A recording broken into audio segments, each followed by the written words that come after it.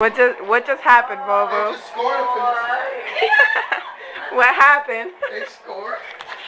So there you have it. The Steelers just finished scoring, and Bobo is happy while Teresa is in the living room crying because perhaps she's realized that the game is not over yet. Thank you, Bobo. Now we're going to take you to Teresa. Let's see how she feels about this. I don't think she likes him very much, but we're going to check this out. Teresa, how do you feel? Why you about to cry now? You know we had no faith in her, man. Right? That's like pictures with the Giants. Yeah, but when you were with the Patriots, you cried, dog. You only with the team that wins. Win or lose, win or lose, win or lose. I'm gonna stay with my. No, those aren't no tears.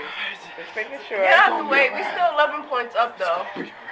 Y'all got one touchdown and 2 field goals. Well, there you have it. And my mother's taking down the Christmas tree. Finally. Well, there you have it, guys. Steelers are coming back, and I'm still not sure who I'm rooting for.